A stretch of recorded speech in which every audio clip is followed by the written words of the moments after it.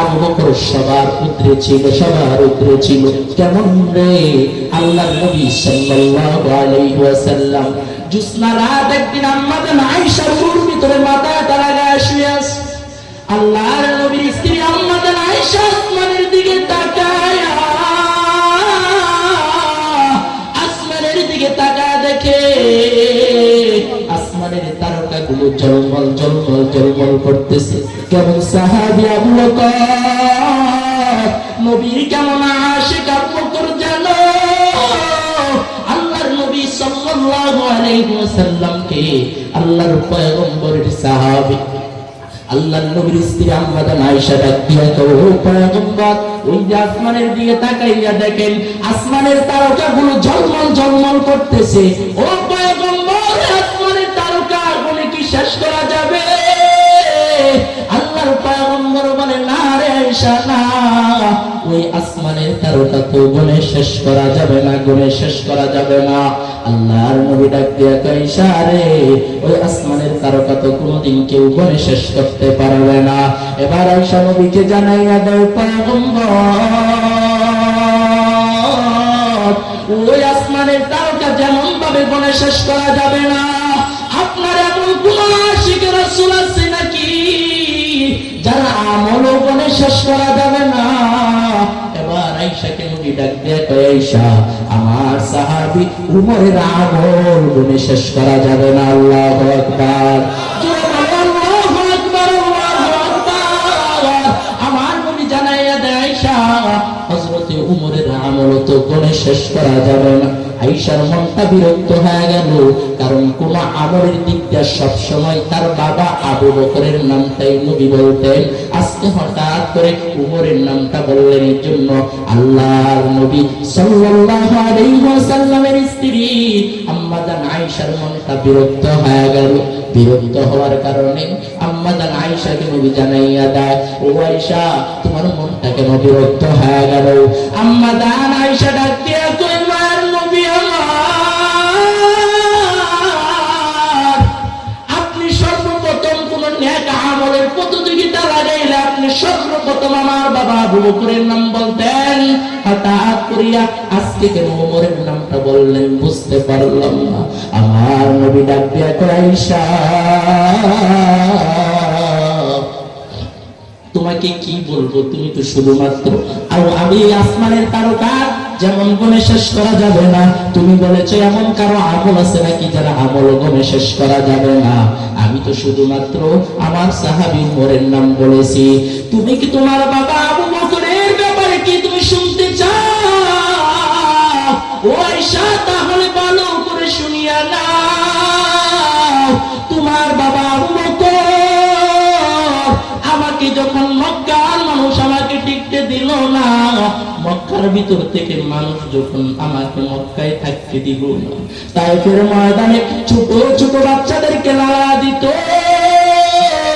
মায়ার নবী যে গায়ের ভিতরে মায়ার নবী মশা মাসি পর্যন্ত বসা হারাম ছিল, ছোট ছোট বাচ্চারা যায় মুহাম্মদ আরবির গায়ের ভিতরে পাথর নিক্ষেপ করলো। একবার না, দুইবার না, মায়ার নবী একবার দুইবার না, তিনবার মায়ার নবী বেহুশ হয়ে যায়। আবার নবীকে কষ্ট দেওয়ার জন্য বেঈমানেরা পাথর মারে। এরপরেও নবী কালিমা দাওয়াত থেকে পিছপা হয় না। মায়ার নবী ডাক দিয়া কয়, আমাকে যখন কাফেররা মদিনায় মক্কায় থাকতে দিল না, আমি আবু বকরের কানে কানে বলেছিলাম, আবু বকর, হিজরত করতে হবে মদিনায়। আমি দীর্ঘ 6 মাস আগে আমি যখন আবু বকরকে বলেছিলাম, আমি হিজরতের রাতে আবু বকরের দরজায় টোকা দেওয়া মাত্র আবু বকরের দরজা খুলে গেল। আবু বকর দরজা খুলে গেল, ডাক দিয়া বললাম, আবু বকর, আপনি কি ঘুমান না? আবু বকর ডাক দিয়া কয়, না গো পয়গম্বর, আমি আবু বকর ঘুমাই না। ও পয়গম্বর, আপনি আসবেন। আর আয়েশা, আপনি আমি আবু বকরকে আবু বকর বলে ডাক দিয়া আপনি অপেক্ষা করবেন, আমি আবু বকর সহ্য করতে পারবো না। আবু বকর দাঁড়ায় আছে, মায়ার নবী আবু বকরকে নিয়ে হিজরতের দিন যায়। আমার নবী এবার ডাক দিয়ে কয়, আয়েশা, তোমার বাবা ওই যে এক রাতের আমল যদি এক পাল্লায় দেওয়া হয়, আর তামাম দুনিয়ার উম্মতের আমল যদি এক পাল্লায় দেওয়া হয়, তাহলে তোমার বাবা আবু বকরের আমলের পাল্লায় ভারী হয়ে যাবে। যদি বলি আল্লাহু আকবার, হয় না? আরো যদি বলি আল্লাহু আকবার। ওই আবু বকরের মতো প্রেমিক কি এখনো হতে পারো না? কেমন সাহাবী ছিল আবু বকর, নবীর কি পরিমাণ কাছের মানুষ ছিল আবু বকর। আবু বকরকে কেউ চিনত না মক্কার মানুষ, তবে আবু বকর এত দামি মানুষ হয়ে গেল শুধুমাত্র মায়ার নবীর সহবতে আসার কারণে। ঠিক কিনা বলেন? মায়ার নবীর চেহারা দেখে আবু বকর জান্নাতের সার্টিফিকেট নিয়ে নিল। মায়ার নবী কোন এক যুদ্ধের ময়দানে ডাক দিয়ে কয়, আবু বকর ও সাহাবায়ে কেরাম, তোমরা নিয়ে আসো, যার যা কিছু আছে সব নিয়ে আসো, আল্লাহর যুদ্ধের জন্য দিয়ে দেওয়া। সবাই যায়, উমরও যায়। উমর বলে, আমি সব চেষ্টার ভিতরে আমি গাফলতি করেছি, কারণ আবু বকরের চাইতে আমি দামি হতে পারিনি। আজকে আবু বকরের দল নাই, সম্পদ নাই,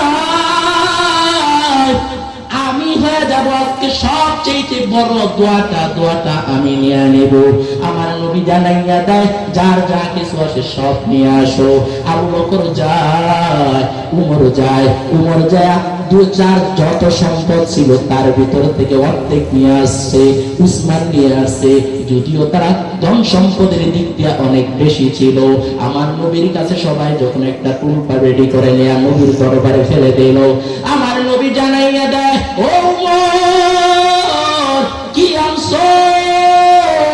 যুদ্ধের জন্য কি নিয়ে আসছো?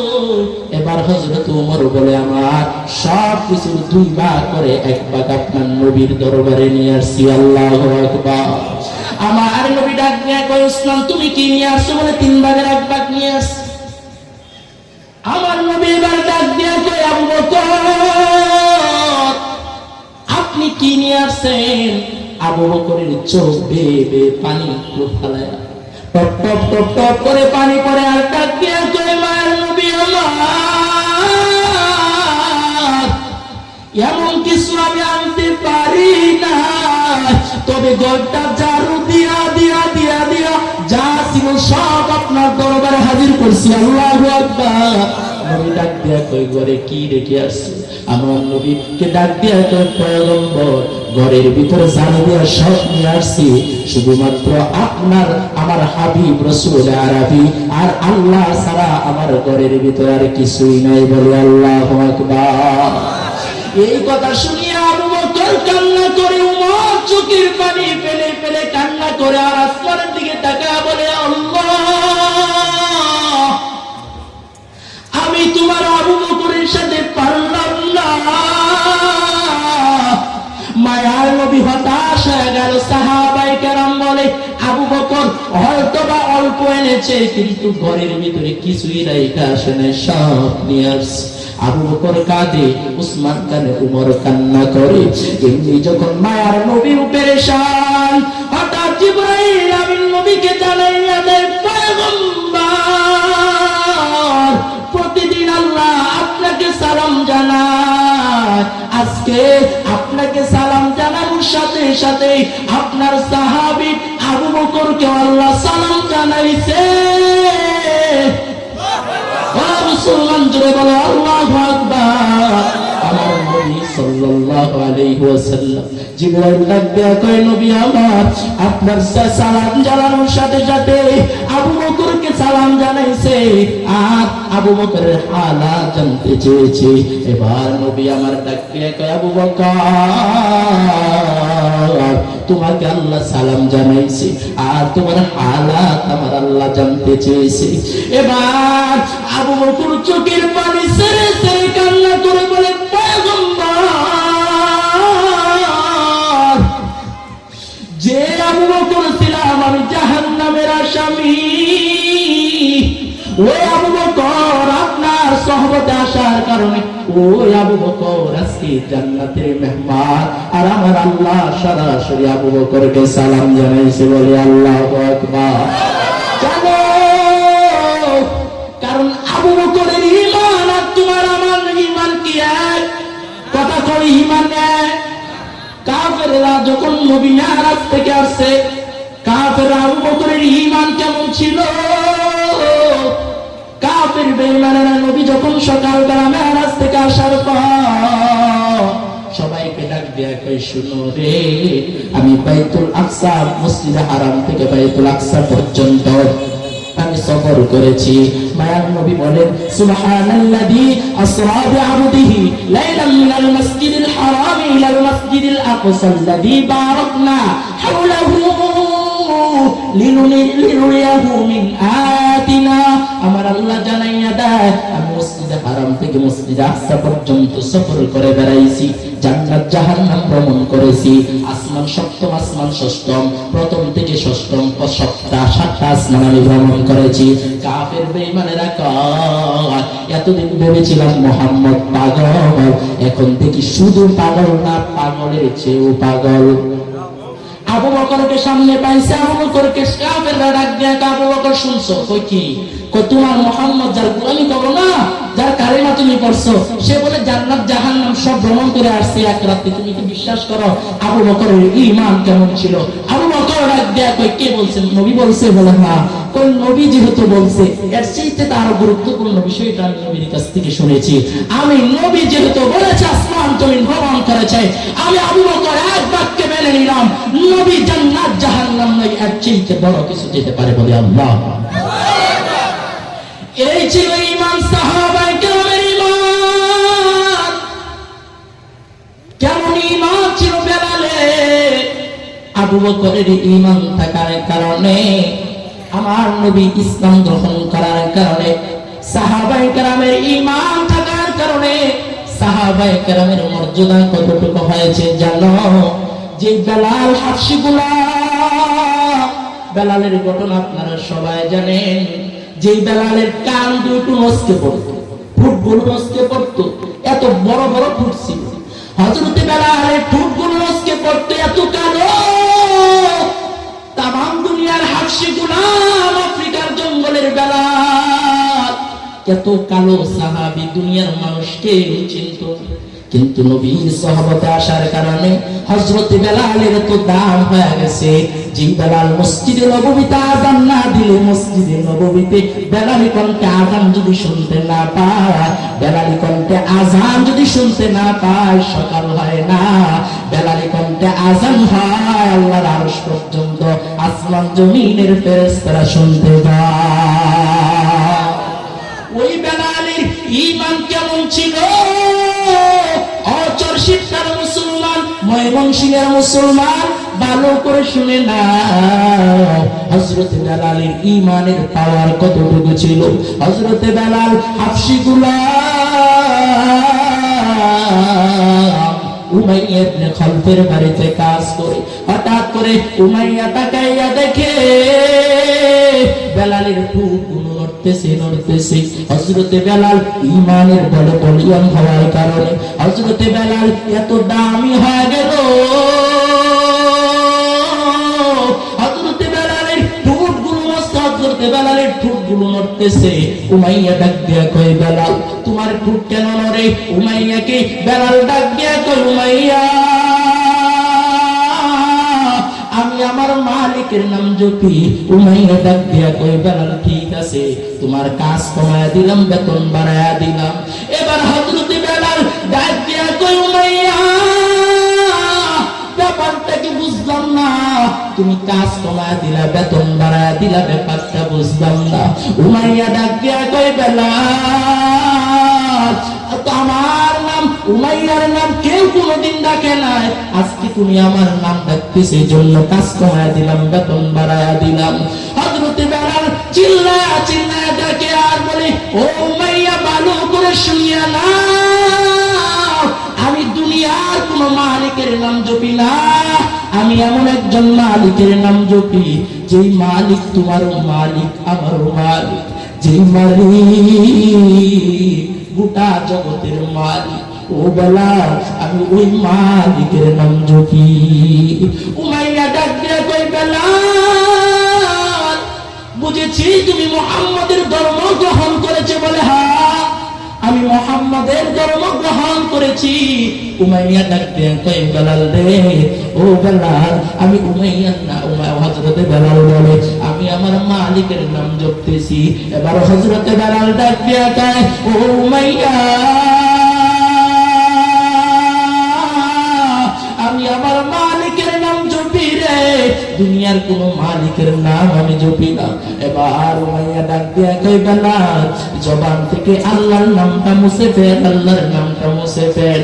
হযরত বেলাল চিল্লায় ডাক দিয়া কই উমাইয়া জীবন যাবে তবে আল্লাহর নাম জবান থেকে সরবে না। হযরত বেলাল রাদিয়াল্লাহু তাআলা আনহু যখন এইভাবে বলতেছিল উমাইয়া সবাইকে নিয়ে রেডি হয়ে গেলেন। উমাইয়া ইবনে খালদ ডাক দিয়া কই শুনো আমার বেলাল যদি এইভাবে আল্লাহর নাম নিতে আরম্ভ করে তাহলে কেমন করে হয়?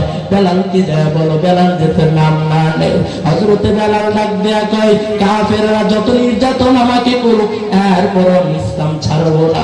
উমাইয়া ডাক দিয়া কয় বেলালকে তাড়াতাড়ি করে ভাগ গাছের গোড়ায় বাঁধা হলো। গাছের গোড়ায় বাঁধিয়ে হযরতে বেলালকে এত জোরে আঘাত শুরু করলো। হযরতে বেলাল একটা চিৎকার দিয়ে ডাকে আর বলে আহাদ আহাদ আহাদ, আল্লাহ এক আল্লাহ এক। হযরতে বেলালকে উত্তপ্ত মরুভূমির ভিতরে ফালায়া দেওয়া হলো। টেনে টেনে সাসরা আর বলে বেলাল আল্লাহর নামটা মুছে ফেলো। হযরতে বেলাল বলেন না না, এই দেহে যতক্ষণ পর্যন্ত রক্ত আছে ততক্ষণ পর্যন্ত আল্লাহর নাম আমি মুছবো না। হযরতে বেলালকে এমন ভাবে আল্লাহর নবীর সাহাবী বেলালকে আগুনের আঙ্গার উপর চিত করে শোয়াইয়া পাথর চাপা দিয়ে দিয়েছে। এরপরে হযরতে বেলাল বলে আহাদ আহাদ আহাদ বলে আল্লাহু আকবার। হযরতে বেলাল বলে আহাদ। সবাই বলে ও বেলাল তুমি আহাদ নামটা মুছে ফেলো। বলে না না আহাদ নামটা আমি জবান থেকে ছাড়তে পারবো না।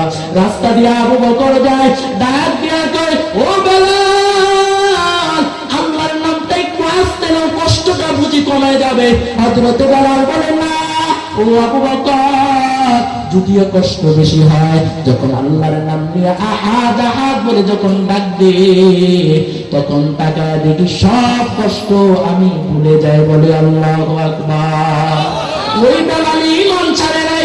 আর তুমি আমি এক কাপ চার জন্য নেতার পিছনে ঈমান বিক্রি করে দেই, কথা কোন কথা ঠিক না? হযরত সুমাইয়া রাদিয়াল্লাহু তাআলা আনহু আবু জাহেল লজ্জাস্থানের ভিতরে তীর দিয়ে নিক্ষেপ করেছে, বর্ষা মেরেছে। এরপরে সুমাইয়া ঈমান ছাড়তে রাজি হয় নাই। আর তুমি আমি মুসলমান কেমন মুসলমান হই না, ঈমান ছেড়ে দেই এক কাপ চার ভিতরে। ও মুসলমান আর তুমি আমি কেমন ঈমানদার হইলাম? নবীদের ওয়ারিস উলামায়ে কেরাম, নবী বলে ইন্নাল উলামা ওয়ারাসাতুল আম্বিয়া, আমি নবী থাকবো না তবে কিয়ামত পর্যন্ত আমি নবীর ওয়ারিস দুনিয়াতে থাকবে। এদের সাথে যেভাবে বেয়াদবি করো, এদের বিরুদ্ধে মাঠে নেতা ডাক দিলে চলে যাও, তোমার ঈমানটা কেমন করে রইলো?